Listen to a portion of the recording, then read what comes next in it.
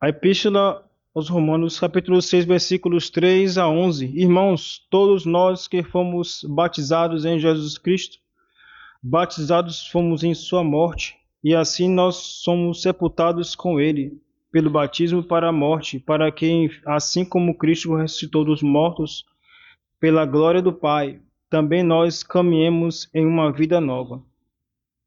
Realmente, se fomos plantados juntamente com ele na semelhança de sua morte, pelo batismo, também o seremos na semelhança de sua ressurreição. Sabemos que o nosso velho homem foi crucificado com ele, para que seja destruído o corpo do pecado, e ao pecado nunca mais sirvamos. O que está morto desse modo justificado está do pecado. Ora, se somos mortos com Cristo, cremos que com Cristo também viveremos, pois sabemos que Cristo, ressuscitado dentre os mortos, já não morre, nem a morte o dominará mais. Porque a sua morte foi morte para o pecado de uma só vez, mas o que diz respeito à sua vida, vive para Deus. Assim tende-vos como mortos para o pecado, mas vivos para Deus em Cristo Jesus, nosso Senhor. Evangelho de segundo São Marcos. Naquele tempo estava com Jesus uma grande multidão e não tinham o que comer. Jesus chamou os discípulos e lhes disse: Tenham compaixão deste povo, porque já estão comigo há 3 dias e não têm o que comer. Se eu os mandar em jejum para as suas casas, desfalecerão no caminho, porque alguns vieram de longe. Seus discípulos responderam-lhe: De onde poderá alguém fartá-los de pão aqui no deserto? Perguntou-lhe Jesus: Quantos pães tendes? Responderam: 7. Então ele ordenou à multidão que se assentasse no chão. E tomando os 7 pães, deu graças, partiu-os e deu-os a seus discípulos, para que os distribuíssem ao povo. Havia também alguns peixinhos, e ele os abençoou e mandou que os distribuíssem. Comeram, pois, e ficaram fartos, e dos pedaços que tinham sobrado, levantaram 7 cestos, e os que comeram eram cerca de 4.000. Depois Jesus os despediu.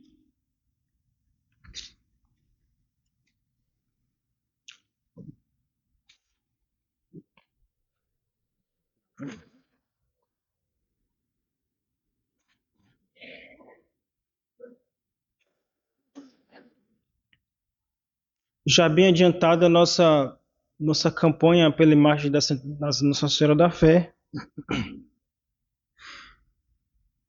já está, ela já caminha para a sua fase final. E já, embora inacabada, já pode se percebe-se já a sua beleza, né? Você vai ser uma bela imagem de Nossa Senhora da Fé.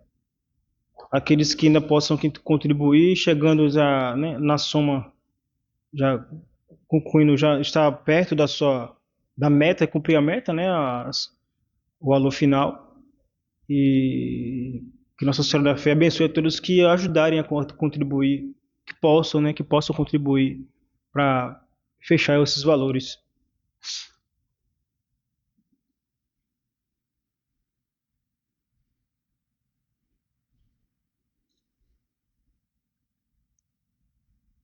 Volto aqui a um assunto também que há um tempo atrás falei, é sobre a visita ao Santíssimo Sacramento. Aos domingos havia alguma dificuldade por conta de que o confessionário ficava muito próximo da capelinha e se fechava a capela por conta das confissões que ocorriam ali, mas isso não ocorre mais. As confissões são feitas na entrada da igreja, na esquerda de quem entra, na torre esquerda da igreja. Então, é possível sim que todos possam visitar o Santíssimo Sacramento. A capela ali fica aberta. Se por um acaso estiver fechada, podemos solicitar qualquer um dos irmãos ou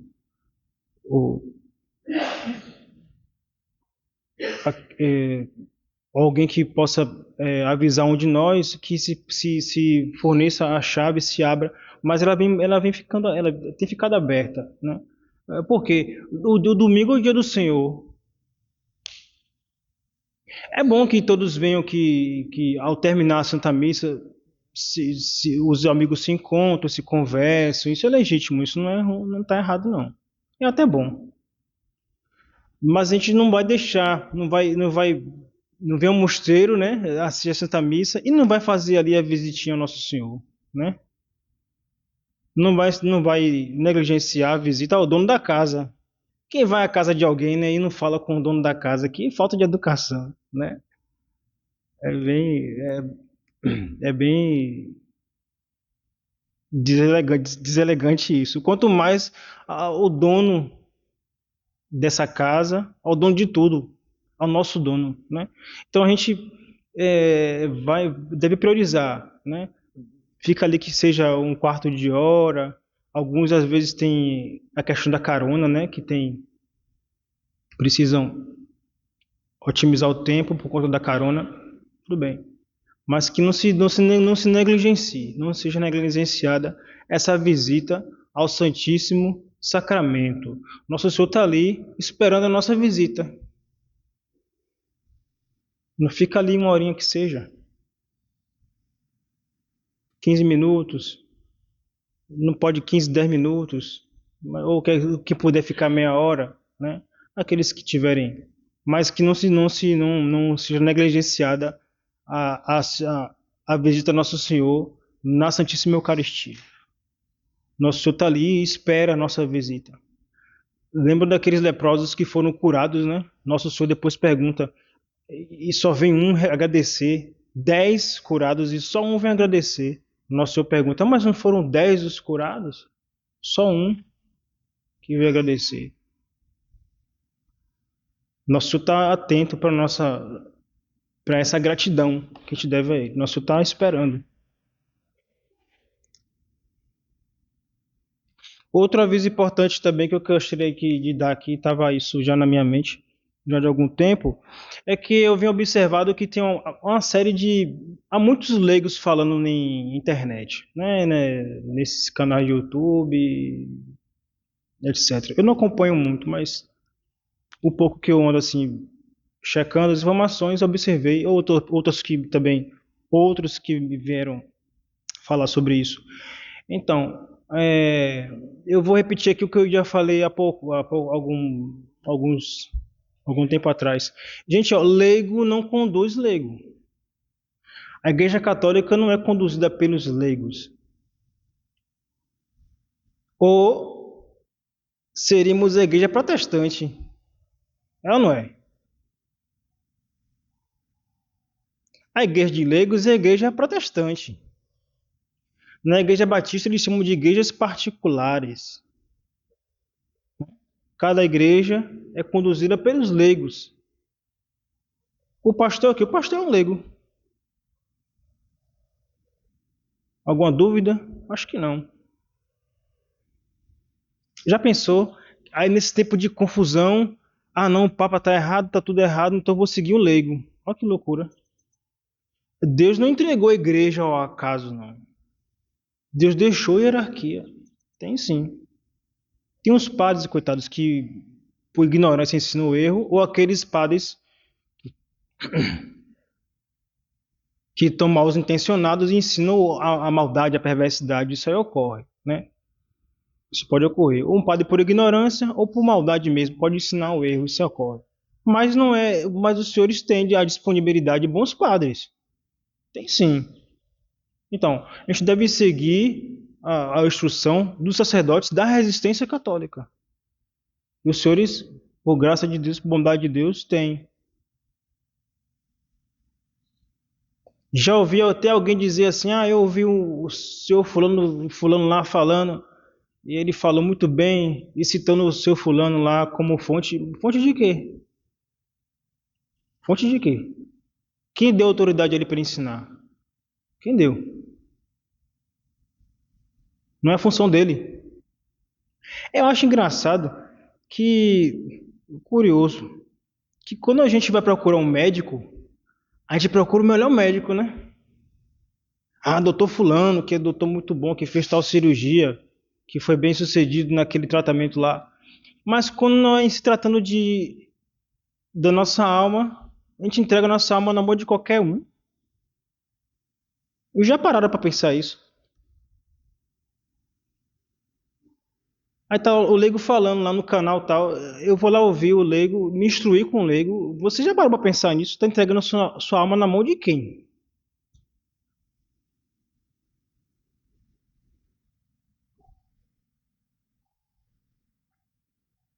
Então tem sim. A gente deve seguir, deve procurar a instrução do sacerdote, que tem essa função, dada por Jesus Cristo.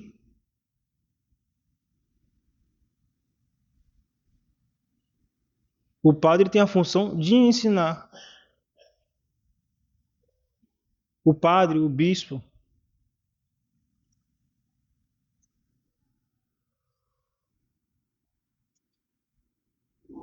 E o cuidado também em manusear essas redes, porque ali tem muita informação. Mas para separar coisa de coisa ali é difícil. E tem gente que segue muitos desses mestres da, da internet e é cego ganhando cego. Então, muito cuidado com isso. A primeira prioridade é seguir o ensinamento da igreja, e a igreja deixou o sacerdote, o bispo e o sacerdote, o papa, os bispos e os padres para ensinar a doutrina da igreja. E não faltou, e não falta, mesmo nesse tempo de crise, né, em que muitos dos bispos, ou mesmo o Papa, às vezes ensinam coisas contrárias ao que Nosso Senhor ensinou, mas existe ainda os bons bispos e os bons padres que mantêm a doutrina da igreja. A gente vai seguir por aí. Ou a gente vai ficar confuso e vai perder a fé. Porque para perder a fé não é muito difícil, não. Principalmente quando nós expomos a nossa fé. Quando se expõe a fé? Quando você começa a dar ouvidos àquele que não tem a função de ensinar. Espero que isso fique bem entendido. O Evangelho de São Marcos, capítulo 8, versículo 1 a 9, fala da milagre dos pães. É um belíssimo milagre. Quanta lição para se tirar aqui. Depois, quem quiser conferir também em São Mateus, nos capítulos 14 e 15, e São Marcos, capítulos 6 e 8. O de hoje, né, o que está no sexto domingo de Pentecostes é o capítulo 8, versículos 1 a 11. Mas também no São Mateus, também, os capítulos 14 e 15, relatam também outros milagres da multiplicação dos pães.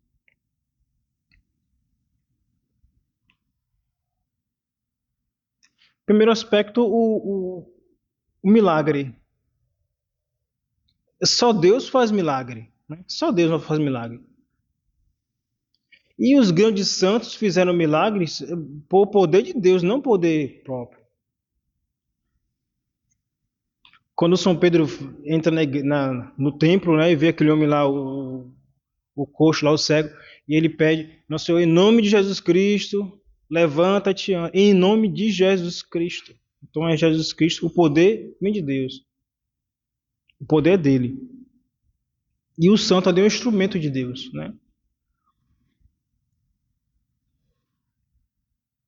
Santo Agostinho lembrando que muitas vezes o demônio pode fazer coisas que vão impressionar os nossos sentidos. Isso pode ocorrer e parecer milagre, né? E não é milagre.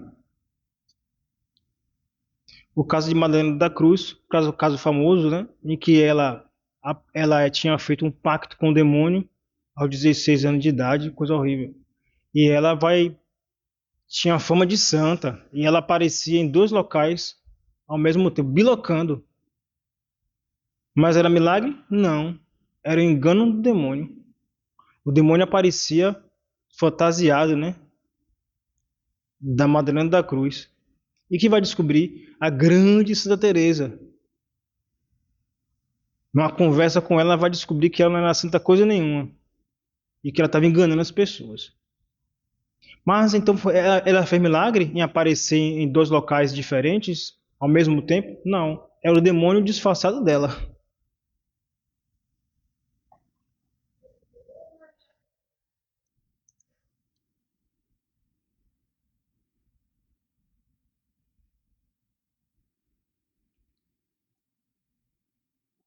Essa multiplicação dos pães lembra-nos a maneira como Nosso Senhor, a criação de Deus. Tudo em Deus é multiplicado. Tudo em Deus é abundância. É a multiplicação da espécie humana,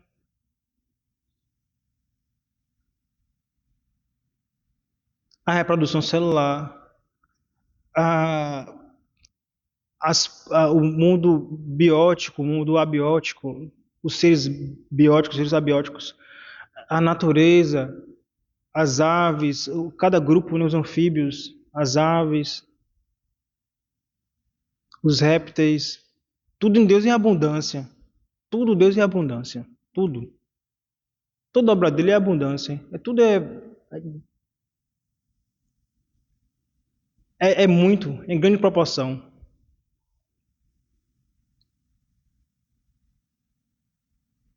Nos bens sobrenaturais, a graça. Tudo em abundância. Há pouco um casal me procurava para conversar e dizia: Padre, eu estava num mundo tão lá longe de tudo, não sei como é que Deus vem escolher a mim e a minha família para a gente conhecer as verdades da fé. Não sei, Padre, que coisa que eu fiz para merecer. Nunca mereci uma graça dessa. Porque a graça de Deus é em abundância. E a gente está merecendo? Não. A gente está merecendo o castigo de Deus, mas Deus é bom. E o que ele tem para dar é sempre sobrando, tá para todo mundo, né? E ele tem um amor a cada um de nós, um amor particular.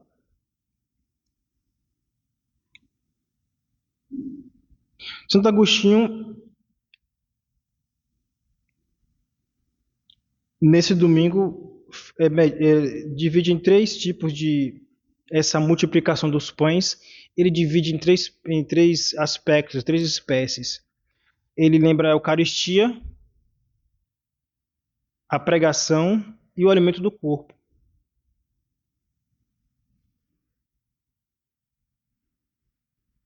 A Eucaristia é o pão celeste, o pão que é alimento da alma, não do corpo.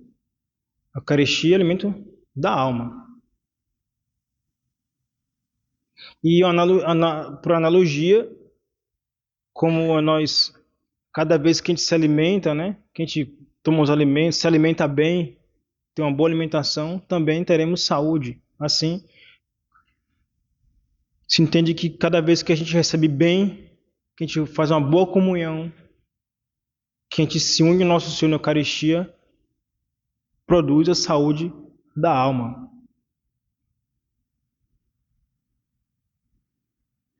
A pregação.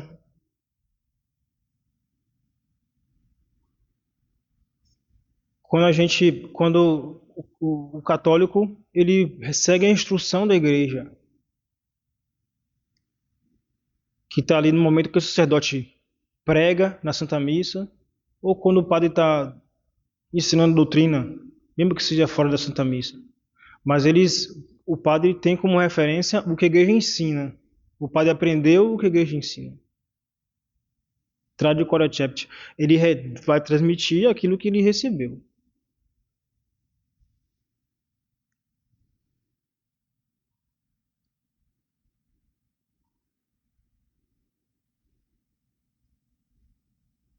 E sim, o alimento do corpo também. Afinal, o corpo participa, né, dos nossos atos. E cada vez que a gente pratica a virtude, o corpo participa também. Então, o corpo precisa do alimento, precisa de estar forte para poder praticar a virtude. Desses três, desses três aspectos, dessas três espécies de multiplicação, que Santo Agostinho lembra aqui, é bom ter bem em mente uma verdade. Deus não gosta de desperdício. Deus não gosta de desperdício. Deus não admite isso. Ele dá em abundância, mas não admite o desperdício. Eu vou lembrar aqui uma coisa bem, se tratando de alimento do corpo, né? Indo em degraus, né? Cada no seu estágio. Então, com relação ao alimento do corpo, muitas vezes a gente tem alimento em casa, né? E a gente desperdiça. Deus não gosta disso, não. Com facilidade, às vezes a gente tem um alimento sobrando, né? E a gente às vezes joga fora, ou deixa perder. A gente deve ter esse cuidado. Guardar aquilo, né, com cuidado, né, ter como acomodar aquilo de maneira que possa na próxima refeição aproveitar. Claro que uma comida estragada não se aproveita, se descarta, né, para não fazer mal. Mas deve se evitar que isso ocorra, né? Porque é dom de Deus, né? A gente tem, nosso Deus, a gente capacidade, saúde para trabalhar, para a gente poder adquirir os recursos. Tudo é dom de Deus. E a gente tem aquele alimento em casa, deve guardar assim, não deve desperdiçar não. Ter esse cuidado. O alimento é dom de Deus. A gente não deve desperdiçar não.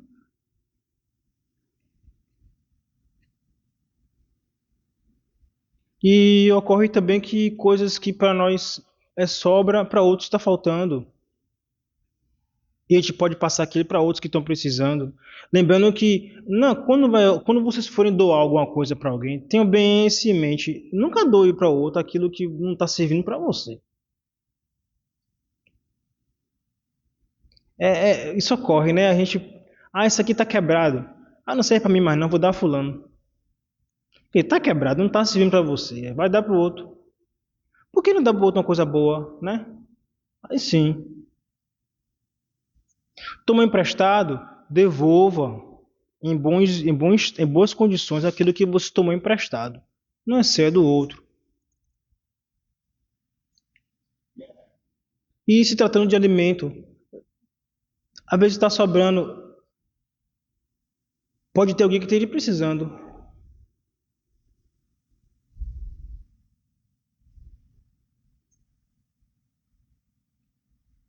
A pregação, a doutrina da igreja, a gente não deve desperdiçar. Quantos neste momento estão na missa nova assistindo uma pregação de péssima qualidade ou aprendendo heresias dentro da igreja? Mas nós temos a oportunidade de ter o ensinamento adequado, então não desperdiçar. Não desperdiçar. Muitas vezes ocorre que alguém vem para a missa, está cansado, com sono, dorme, porque não se preparou antes. Se preparar para a missa na véspera. Vai ter missa domingo de manhã, procure descansar. Procure repousar, para estar disposto para o ato da Santa Missa, que é o ato máximo da semana, né? Então vem para a igreja disposto. Tem as cerimônias, assistir, participar das cerimônias com dignidade. Aí está lá o católico dormindo, cochilando, porque não se preparou para o domingo. Dormiu tarde, não organizou o horário, e aí no domingo de manhã está cansado, tá? Durante o ato da Santa Missa. Pode acontecer, padre, porque eu sou mãe de família e tal, tive que dormir tarde. Pode acontecer. Mas na maioria das vezes não é assim, é a negligência mesmo. Então Nosso Senhor não gosta de desperdício. Observem que em todas as multiplicações, tanto em São Mateus, nos capítulos 14 e 15, e em São Marcos 6 e 8, fala de quando Nosso Senhor quando todos estavam saciados, nosso Senhor manda recolher. Observem, nosso Senhor manda recolher. Nosso Senhor não gosta de desperdício. Ele não gosta. Nosso Senhor recolha tudo. Nada vai ficar no chão, nada vai ser desperdiçado.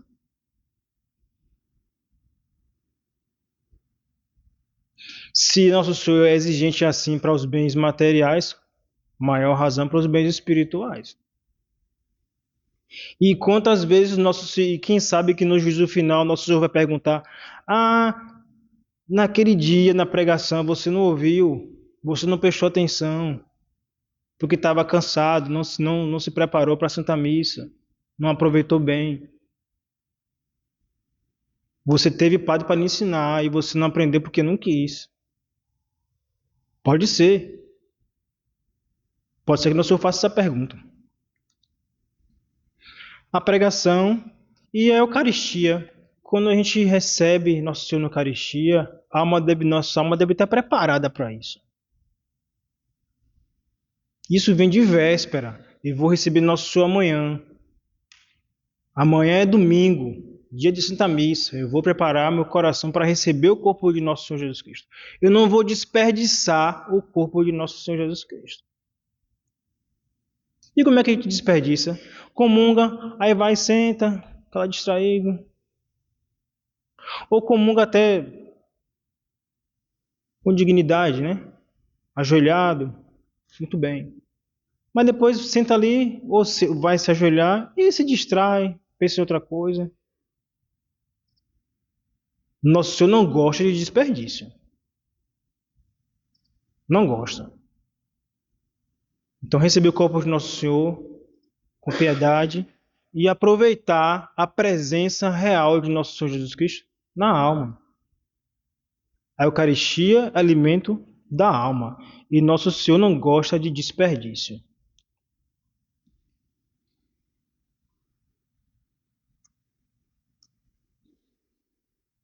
Para encerrar, eu gostaria de contar a bela história de São Francisco. São Francisco, belíssimas histórias, é um santo tão agradável, tão simpático. Na história dele conta que ele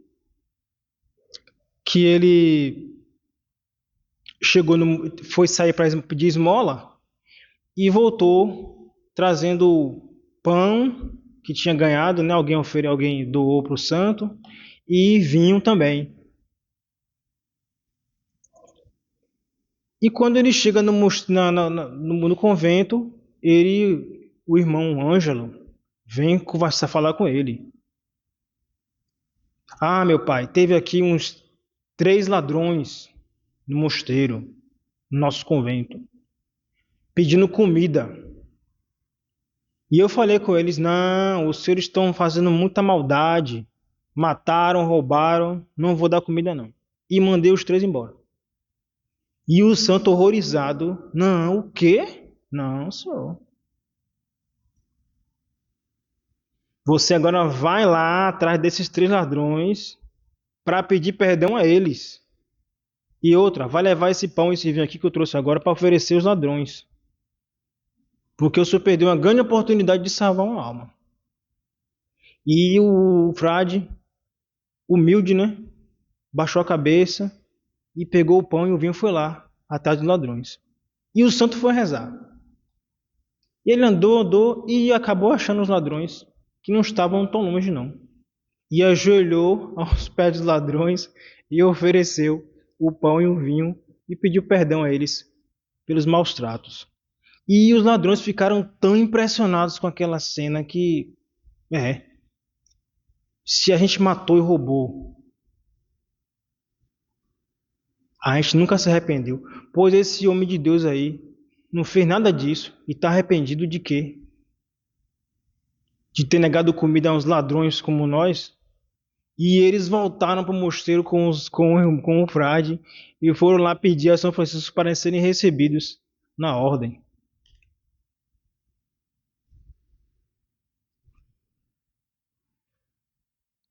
Tudo dom de Deus, graça de Deus. Nosso Senhor não gosta de desperdício. O santo ficou magoado porque eles desperdiçaram a oportunidade de salvar, e esses homens se converteram e tornaram-se frades depois. Que visão desse santo!